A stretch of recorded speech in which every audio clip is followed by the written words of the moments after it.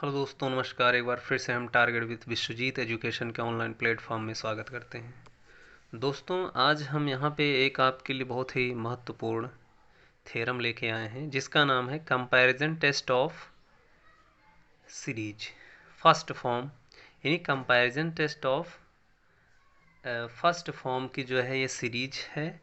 और ये एक बहुत ही महत्वपूर्ण थ्योरम के रूप में देखी जाती है और इसी के द्वारा जो है हम बहुत सारे थ्योरम्स को प्रूव भी करते हैं, बहुत सारे क्वेश्चन को भी हम डील करते हैं इस थ्योरम के हिसाब से, इस थ्योरम को इस्तेमाल करते हुए। तो उसी के मद्देनज़र आज हम इस थ्योरम को प्रूफ करने का प्रयास करेंगे, ठीक है।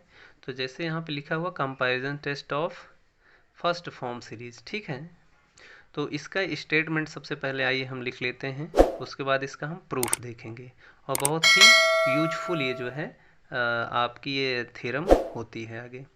तो आइए लिखते हैं यहाँ पे, देखिए स्टेटमेंट। लेट n बराबर 1 to infinite you N and n बराबर 1 to infinite V N be two positive terms series, ठीक। सच दैट, और दोनों सीरीज कुछ इस प्रकार से रिलेटेड हैं, such that u n is less than or equal to के इंटू वी एन, ठीक है। For all n greater or equal to small m where small m is any positive integer, जहाँ पे कोई एक पॉजिटिव इंटीजर है। Then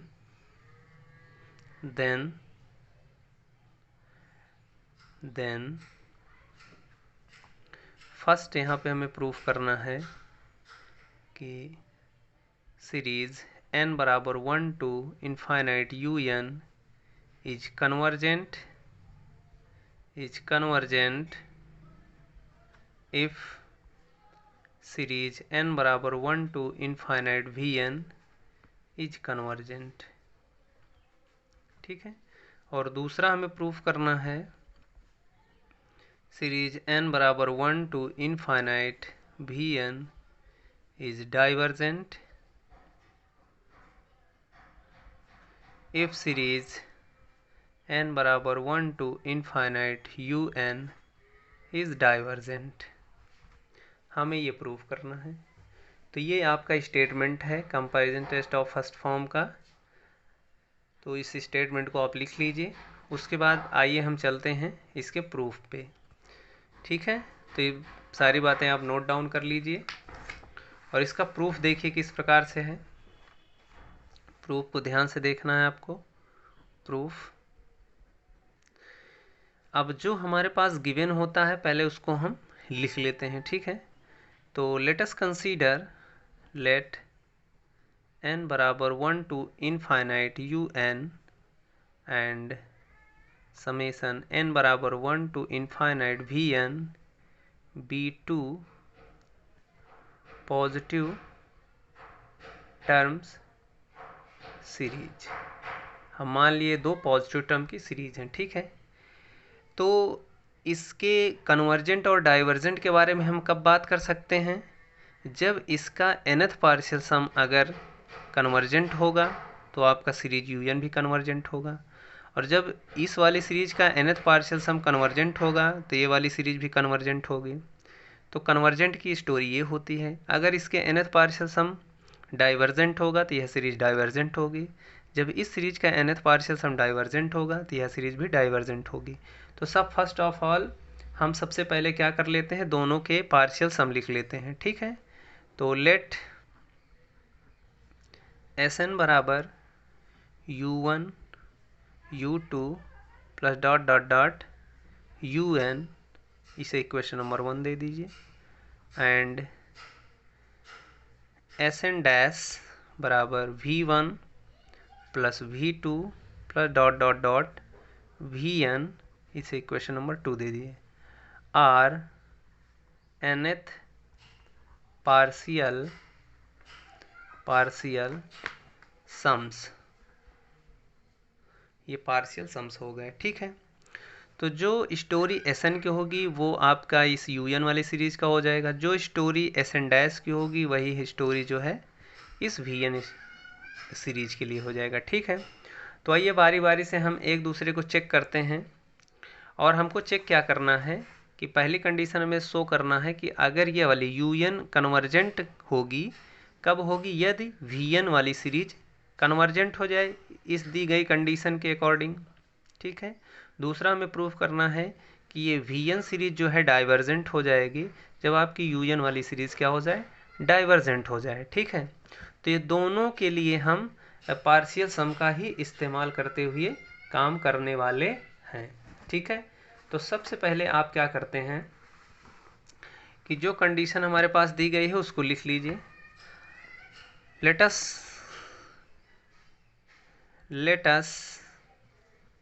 given condition is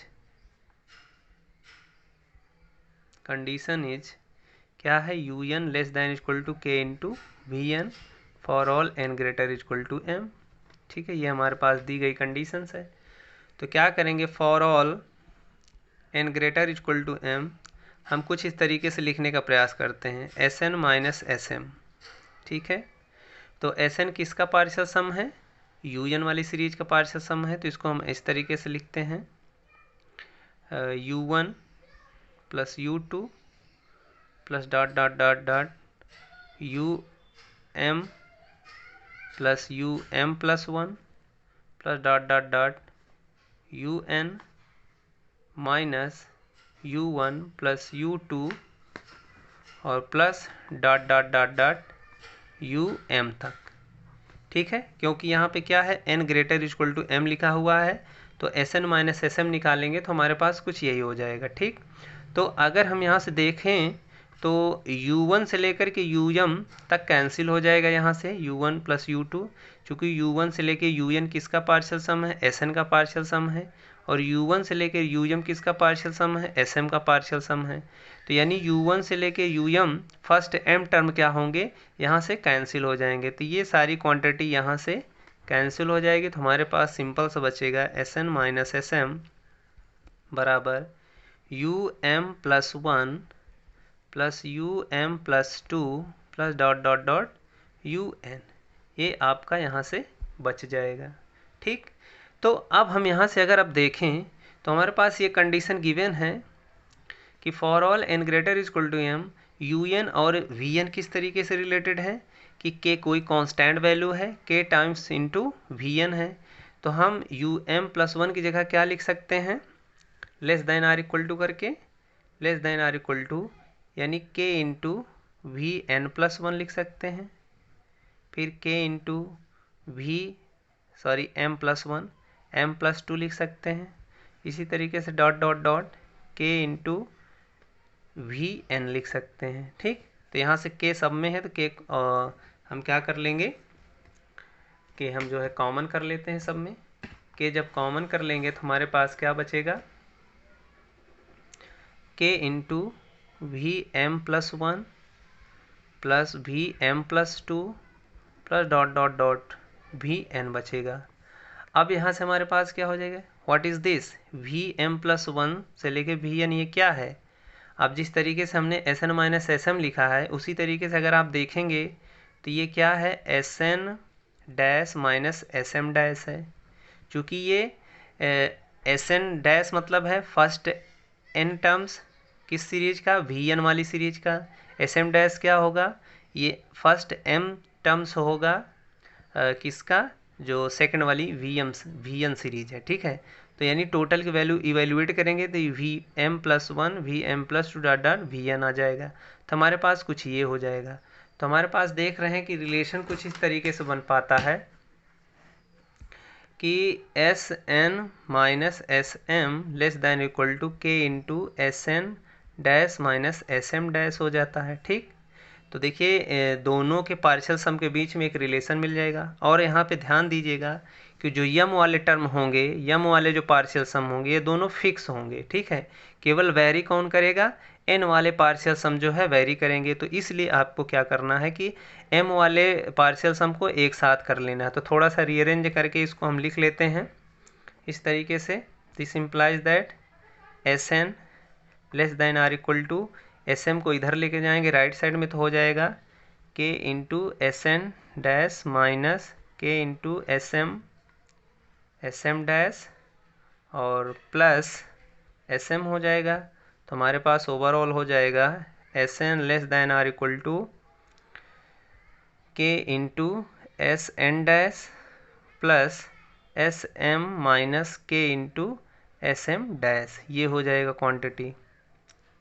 ठीक, इतना होने के बाद हमको क्या करना है, ये अरेंज करेंगे तो हमारे पास ये आ जाएगा। ठीक है, S N is less than or equal to के into S N dash plus S M minus K into S M dash. ठीक है, अब देखिए यम के साथ जितनी भी क्वांटिटी नज़र आ रही है ये एक फिक्स्ड क्वांटिटी होगी। ठीक है, केवल वेरिएशन हमारा जहाँ पे n लगा होगा वहीं पे नज़र आता है, चूँकि अल्टीमेट हमको n टेंस टू इन्फिनिटी लेना होता है।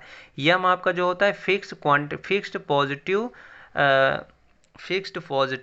पॉजिटिव इंटीजर है। ठीक है, यानी नेचुरल नंबर है, तो यम आपका फिक्स होगा, तो ये टोटल क्वांटिटी फिक्स होगी। तो यहाँ लिख लेंगे सिंस एस एम माइनस के एस एम डैश बराबर, इसको कुछ मान लीजिए, suppose H will be a fixed quantity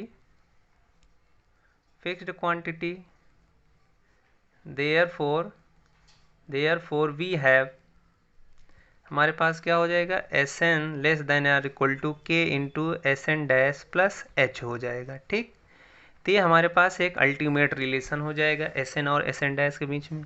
अब यहाँ से हम मान लेते हैं, पहला कंडीशन क्या दिया है कि अगर यू एन सीरीज यानी वी एन सीरीज अगर कन्वर्जेंट हो जाएगी, तो हमको दिखाना है कि ये वाली यू एन सीरीज क्या हो जाएगी, कन्वर्जेंट हो जाएगी। तो यानी अगर हम वी एन सीरीज को कन्वर्जेंट मान लेंगे तो इसका मतलब है कि इसका nth पार्शियल सम क्या होगा, कन्वर्जेंट होगा। ठीक है, तो उसी चीज़ को आइए मान लेते हैं। पहला case, suppose series v n is convergent. अगर ये कन्वर्जेंट है तो इसका मतलब क्या इंप्लाई करेगा, इसका जो पार्शियल सम है वो कन्वर्जेंट होगा, that is S N dash will be convergent. और जब ये कन्वर्जेंट होगा तो इसका मतलब क्या है, इसकी लिमिटिंग वैल्यू जो होगी, limit N tends to infinity S N dash की क्या होगी, फाइनाइट होगी, सपोज यल हो जाएगी।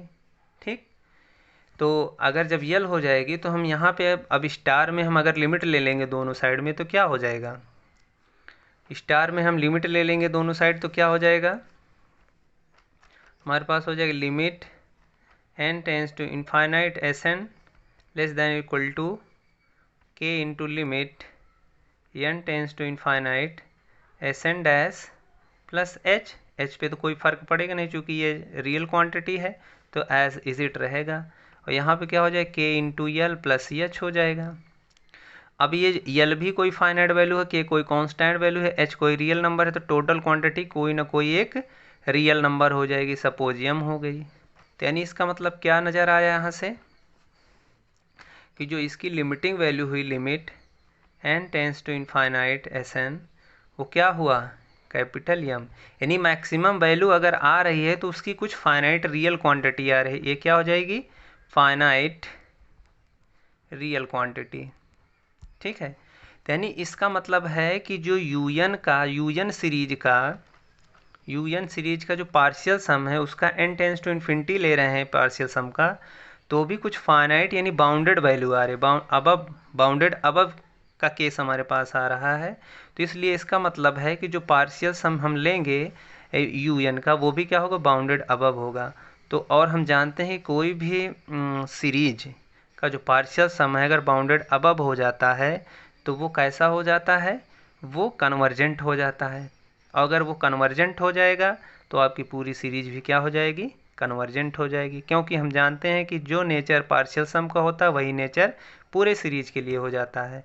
तो इस तरीके से हमारे पास क्या हो गया कि जो पार्शियल सम है एस एन बराबर 1 to infinite is also also convergent, therefore UN series क्या हो जाएगी, is will be UN is also convergent. तो इस तरीके से UN भी हमारा क्या हो जाएगा, कन्वर्जेंट हो जाएगा। बिल्कुल सेम पैटर्न से अगर आप इस्तेमाल करेंगे कि आपको सेकंड केस प्रूव करना है, सेकंड केस में क्या प्रूव करना है, केस सेकंड में कि अगर हमारा series if series UN is divergent, अगर ये डाइवर्जेंट ले लिए तो इसका nth पार्शियल सम क्या होगा, टेंड करेगा infinite side as n tend to infinite. इसका मतलब जब लिमिट हम n टेंड्स टू इन्फिनिटी लेंगे तो हमारा Sn अनबाउंडेड हो जाएगा। तो फ्रॉम स्टार क्या था, Sn less than equal to k into Sn dash plus h। अब यहाँ अगर हम लिमिट लेते हैं तो क्या होगा, limit n tends to infinite Sn less than equal to k into limit n tends to infinite plus h। तो इसका मतलब क्या है, ये इनफाइनाइट है less than equal to k limit n tends to infinite Sn dash और h। अब देखिए हम अगर इन्फिनिटी पे तो पहुंच नहीं सकते, तो इन्फिनिटी से बड़ी क्वांटिटी हमको नहीं सकती है, तो ये जो कंडीशन मिल रही है ये इम्पॉसिबल हो जाएगी, विच इज इम्पॉसिबल, ठीक है, ये जो कंडीशन हो जाएगी